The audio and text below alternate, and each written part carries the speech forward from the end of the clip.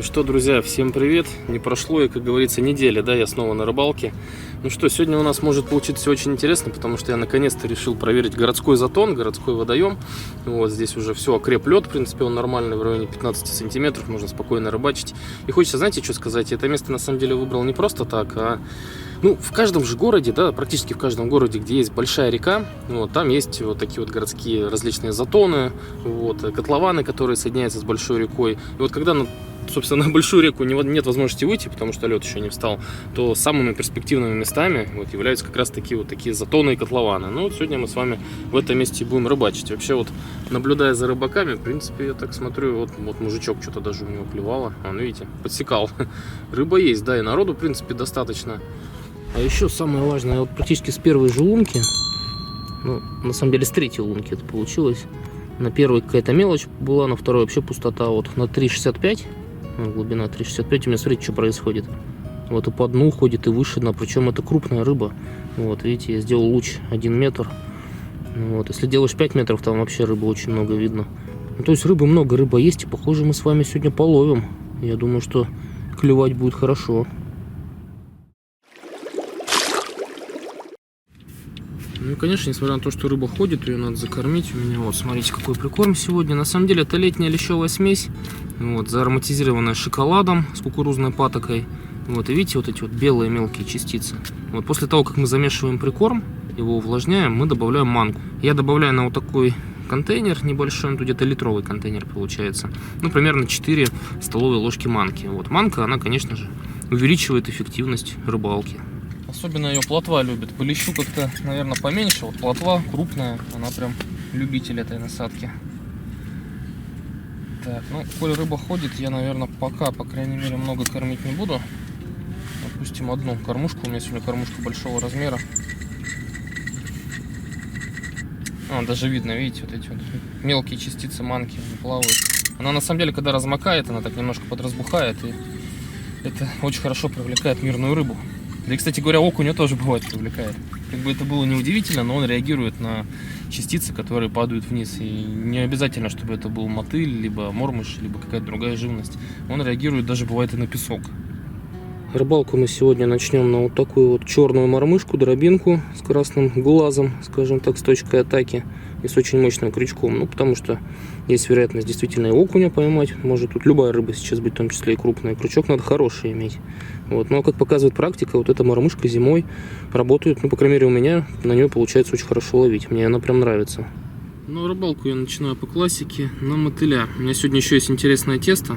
Вот, если рыба будет клевать, ну, либо, наоборот, капризничать, два варианта, да, или клевать, или капризничать, то мы на него попробуем.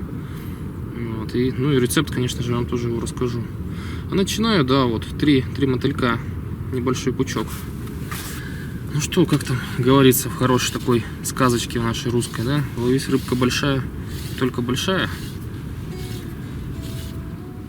Очень интересно, что у нас получится с вами половить, потому что, еще раз говорю, этот водоем по первому льду бывает прям очень удивляет. Я даже карася здесь по перволетку ловил года 4 назад.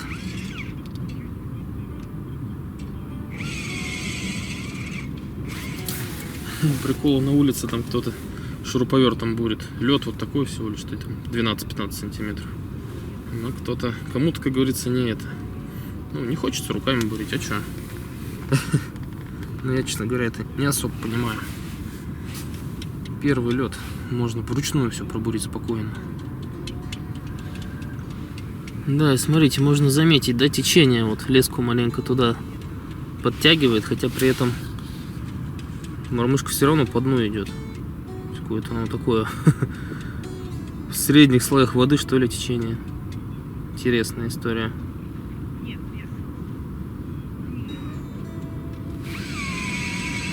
На стоячку что-то поклевок нет. Вон, слышите, да? Шуруповертом бурит. Я, честно говоря, больше делаю сегодня ставку на стоячку. Как-то, зная это место, на нее лучше тут ловится.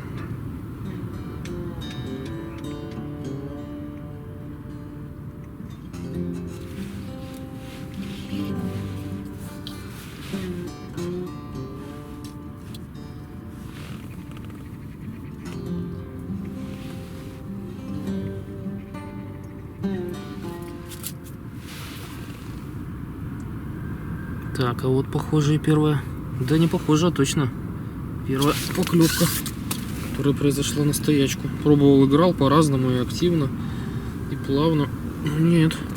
Слушайте, что-то нормальное. Сразу же бьется прям. И сердце тоже начинает стучать в этот момент. Ух ты. По-моему, подлещик. Да? Мне же не показалось. Нет, не показалось. Не такой большой, как ожидалось. Ну, знаете, начало-то положено. На пучок мотыля. Черная мормышка сработала. Да, ну значит, мои подозрения по поводу фанеры оправдались, да, потому что эти вот бугры, которые в эхолот показывают, которые по дну ходят, как правило, это, да, это именно подлещики либо лещи. То есть какая-то донная рыба. Может быть, конечно, карась, который тут тоже есть, если повезет, поймаем. Правда, в это, честно говоря, не особо верится, это будет скорее чудом. Вот, так что эхолот не обманул нас. Но видите, какая-то рыба ходит и выше, ходит косяками, а это, скорее всего, плотва. Хотелось бы, конечно, половить плотвичку, потому что вот сюда по перволетку заходит прям такая добрая, хорошая. Вы помните мои последние рыбалки? Вот, в конце октября на Оби, когда на поплавок такая жирная плотва ловилась. И вот она с севера поднимается в это время. Зато не она по-любому есть. Должна зайти. Кроме нее никто так высоко ходить не может. Поклевка-то была вот прямо у дна.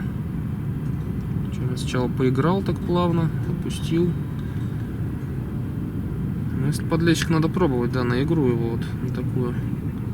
И плотву в том числе. На активную игру вряд ли будет брать. Вот такая игра может сработать.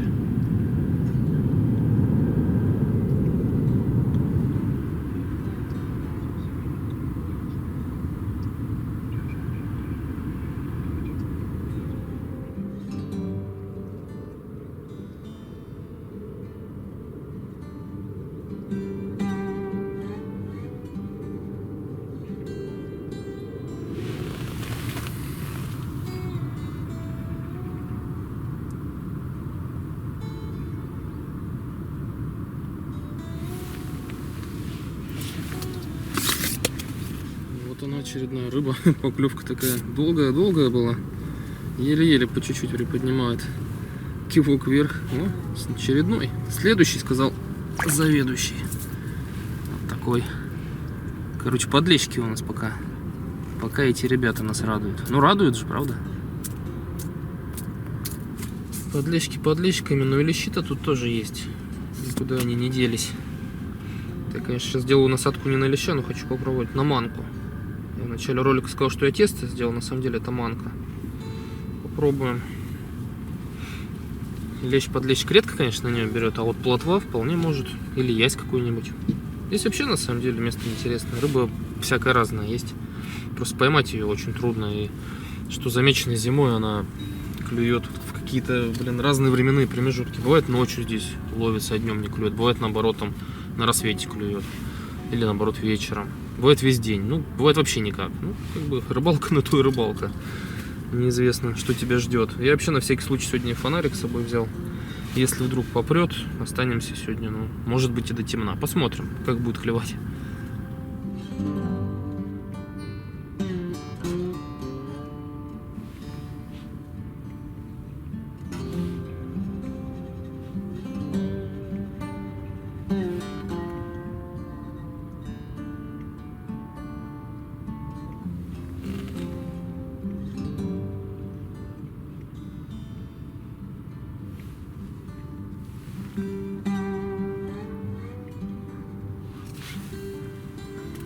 Да ты мой хороший, посмотрите, как красиво подняла, правда же?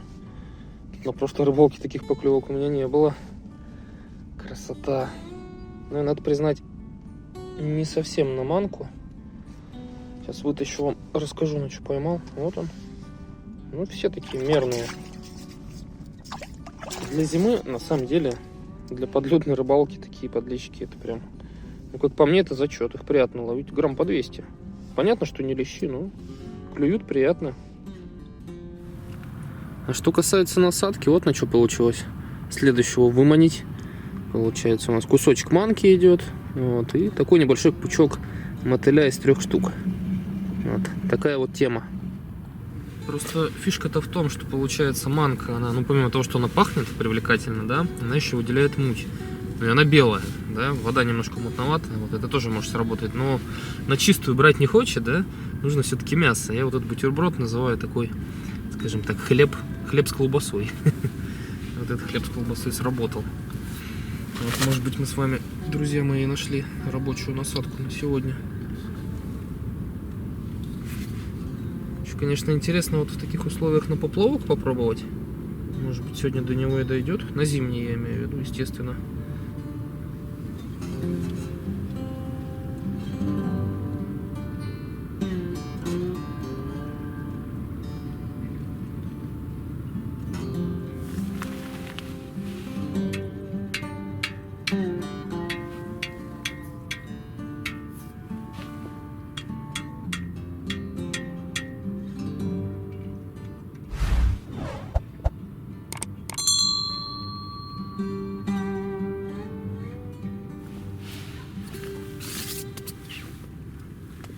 Вот, пожалуйста, сразу клюнула. Тихо, тихо, тихо. Чувствует воздух и сразу сопротивляется. Ой, ну этот вообще малыш. Таких, конечно, мы будем отпускать обратно.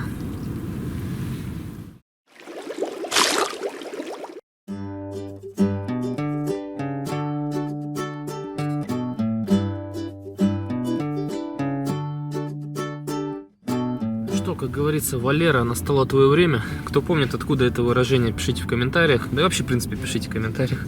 Друзья, комментарии для нас очень важны. Но Валера я называю секретное оружие, вот, про которое я сегодня уже говорил, поплавок. Вот. Ставлю такую таблетку, чтобы красивые были поклевки в лунке, я надеюсь, они будут. С леской 0,14, вот сейчас будет. Пока грубоватая снасть. У меня вообще на самом деле есть поплавок более деликатный. Вот, там с основной 0,12 поводками 2,09. Здесь 0,14 поводки. Вот два поводка получается.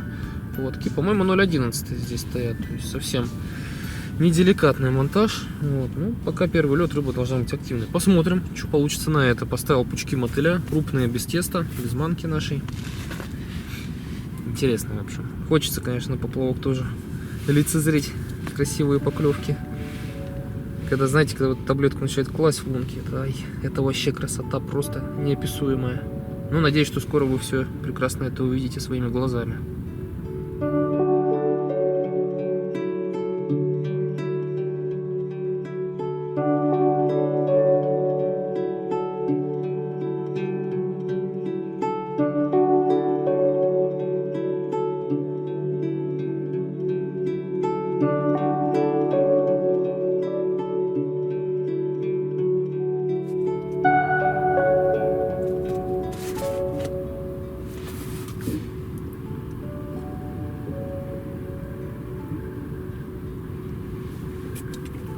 Ловля на поплавок на самом деле тоже, кто-то клюнул, подразумевает собой игру. То есть иногда нужно, вот видите, вот сейчас поиграл и вот сразу. Тут же клюнул, вот интересно, на верхний крючок или на нижний взяло. Или может быть дуплет будет. Ух ты, ух ты, ух ты, смотрите как тянет. У меня один крючок получается выше стоит, грузик, и один ниже. Вот на верхний. Одинаково. Да, небольшой, но приятненький. Вот смотрите, как снасть идет. Груз, вот он грузик, ниже поводок, сантиметров 15. И вот выше, получается, тоже идет поводок. Крючки, ну, в данный момент у меня не самые мелкие тут стоят. По-моему, там 14 номер или даже 12. Все-таки первый лед.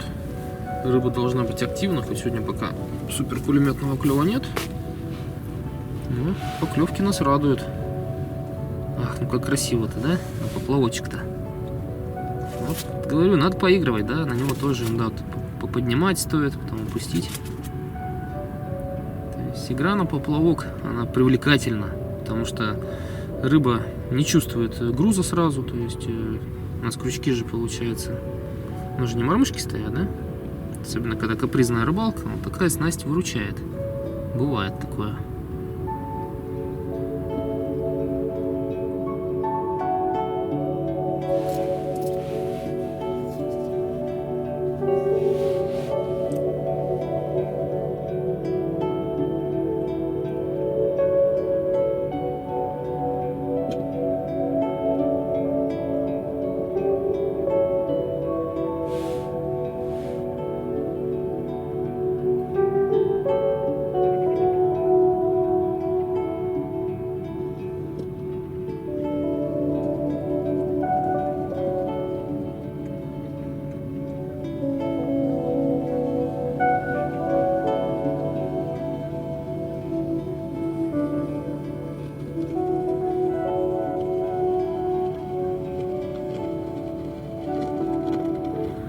Вот сейчас, друзья мои, вообще красота просто.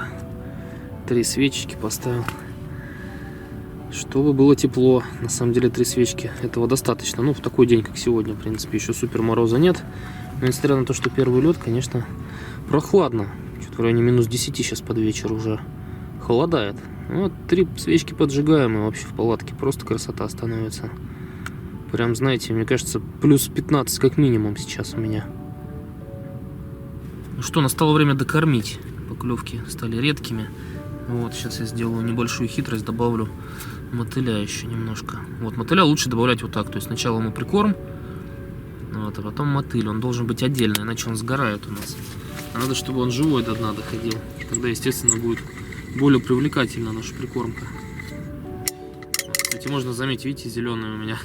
Это не леска, это шнур. Чтобы не было обрывов, как в прошлый раз, неприятных. Сходил, посмотрел, что на улице происходит, народ, ну, что-то стал очень сильно перемещаться. Хотя здесь, на самом деле, ну, если рыба есть, как вот у нас, потому что я в эхолот смотрю, она есть, но что-то перестала клевать. Вроде бы докормили еще раз. Поклевок не стало на поплавок, я поставил сейчас другую снасть с крючком. Крючок с грузом, может быть, он разловит рыбу, может быть, придется опять на мормышку ловить. В общем, капризная рыбалка что-то у нас по первому льду в этом году. Странно, конечно. Обычно вот такие вот городские затоны, заливы различные, они очень хорошо выручают. Ну, не знаю, может быть, из-за перемены погоды рыба капризничает, потому что у нас то метель, то снег, то мороз, то солнце. Ну, погода вообще нестабильна, давление прыгает. А рыба-то есть, эхолот показывает, что рыбы много. Рыбу много, вот что самое это интересное, она ходит туда-сюда, перемещается, и видно, что она прикорм-то ест. Ну, надеюсь, что сейчас под вечер попрет.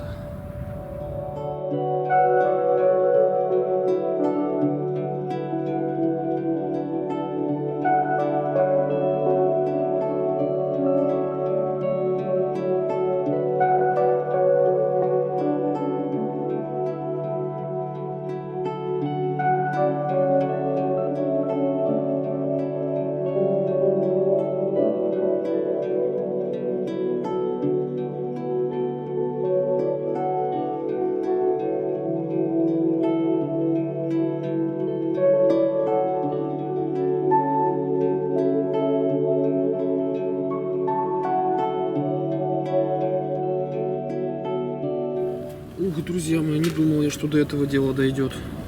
Капризный клев превратился в то, что я поставил. Ой, какой маленький. Поставил 2,08 леску вообще. С очень маленькой мормышкой. Ну, конечно, таких-то нельзя брать. Совсем малыш. У нас по закону в районе 150 грамм можно брать подлещиков. Вот, мне часто видео пишут, типа, ты берешь запретных. Ну, вот у нас в Новосибирской области законы таковы. Вот судак от 33 сантиметров. Вот, а подлещики, ну, по сантиметрам не помню. Помню, что по весу мы взвешивали в районе 150 грамм. Разрешено брать. Так, ну что, расклюется, что ли, сейчас?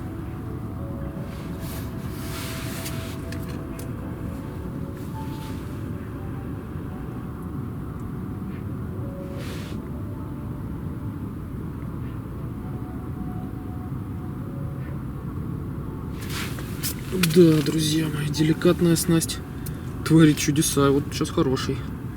Да, на тонкую лесочку-то приятно. Очень приятно. Кто бы мог подумать, что до этого сегодня дойдет. Блин, так сопротивлялся. Что это за подлещик? Малыш какой-то. Наверное, надо опять пучки мотыля ставить.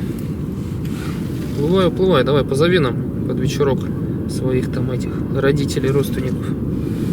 Не хочет уплывать? Давай, давай, ты чё?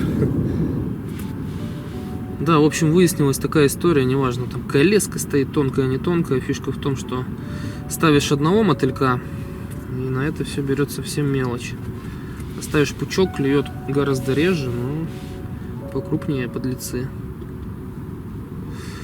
Ну, посмотрим. Может быть, под вечер что сейчас нас порадует и удивит, и шокирует даже, может быть, да?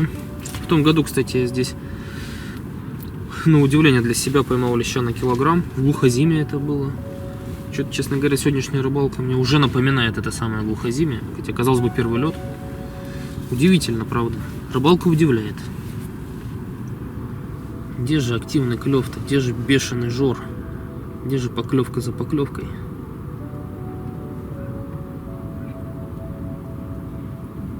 На игру ни в какую не хочет. Вообще никак. Я высоко пробовал поднимать уже. По идее, на вот такую, на мелкую игру-то должно брать.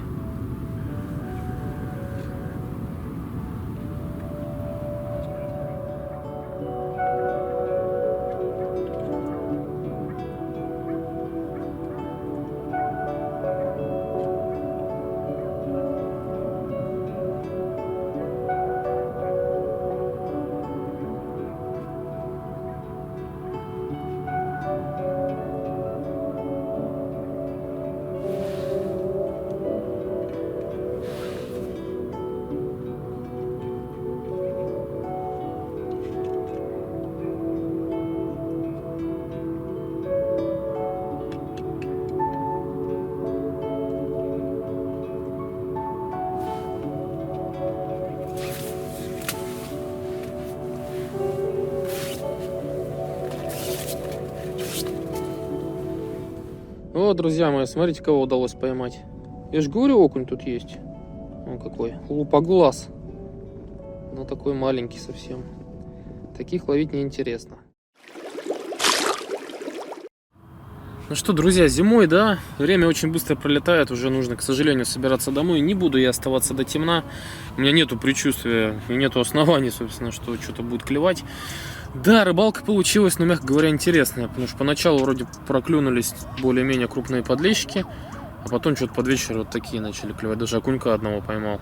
Ну, тем не менее, как бы улов получился такой. Не сказать, что он какой-то супер-пупер. 5 штук всего лишь более-менее, которых можно забрать. Но зато какой день получился насыщенный. На мормышку половили, на крючок половили, на поплавок, причем двух видов тоже попробовали.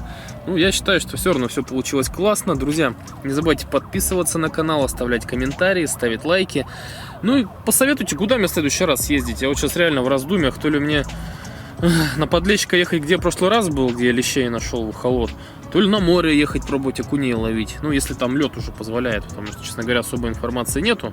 Вот, так что пишите в комментариях. Кто в комментариях стесняется писать или опасается сдать свои места, у нас есть группа ВКонтакте, она так и называется, «Рыбачим иначе». Вот, можете там поделиться информацией, кому не сложно. Всем пока!